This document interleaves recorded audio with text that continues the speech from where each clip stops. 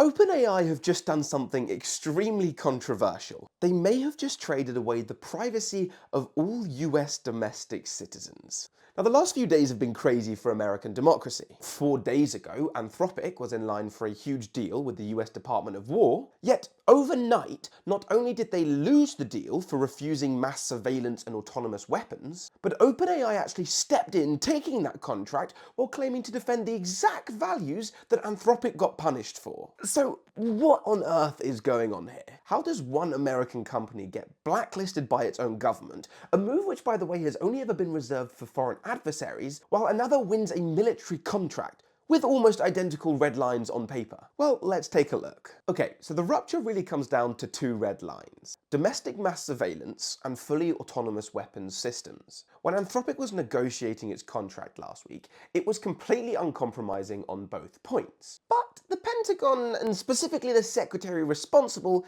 didn't really like these terms. And so there were repeated attempts to get Anthropic to soften its restrictions. And because of this, Dario Amodei, Anthropic's CEO, responded by saying this: "No amount of intimidation or punishment from the Department of War will change our position." And so the deal ultimately fell through. But the response from the government was unusually aggressive. First, agencies were told to phase out Anthropic over the next 6 months, and this is a tool that they've been using extensively. Trump then went on Truth Social, calling the company left-wing nutjobs, making it clear the government would not be doing business with them again. Anthropic's $200 million contract from last June was cut, and most dramatically, Anthropic was labelled a supply chain risk. This is something that no company in America has ever been labelled. It has only ever been used for foreign adversaries, for example Huawei. And the Pentagon warned that any contractors that work with them are not allowed to use this tech if they want to keep their contracts. And for an American AI lab that's just been held up as a key national security partner, that is a pretty steep fall.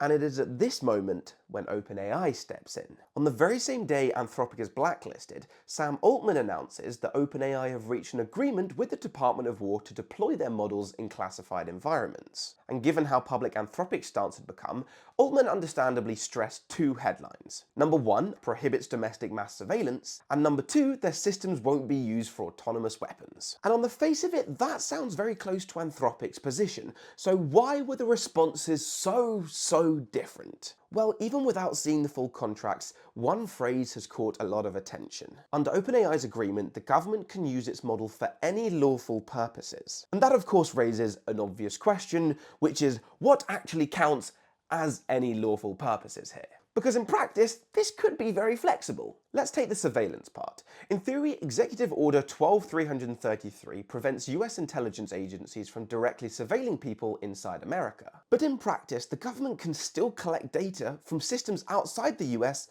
that contain all the information about Americans. So technically the data isn't from inside the US, but you still end up with a very detailed picture of what's happening at home. And so on paper, this can be described as lawful, even if it completely undermines the spirit of the rule. And the same goes for autonomous weapons systems. There aren't really any binding rules that clearly ban their use under US law. So if any lawful purpose is the operative phrase, and the main legal barrier is something as narrow and gameable as Executive Order 12333, this should make us nervous. It sounds restrictive in public, but has plenty of room for creative interpretation. And to make things worse, Sam Altman actually posted this. He stated that the deal was definitely rushed and the optics don't look good. He argues the contract might still be beneficial overall, but when we're talking about mass surveillance and autonomous weapons, rushed is not the adjective you want anywhere near the contract. When language is vague,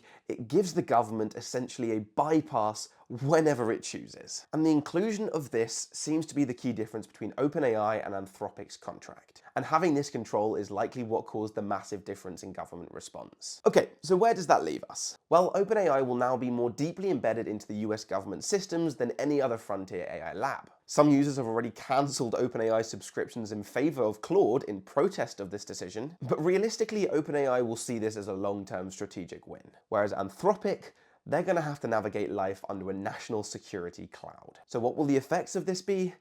I don't know. We are just going to have to wait and find that out for ourselves. But anyway, that's the video. Make sure to like and subscribe, and I will be sure to see you in the next one. Adios.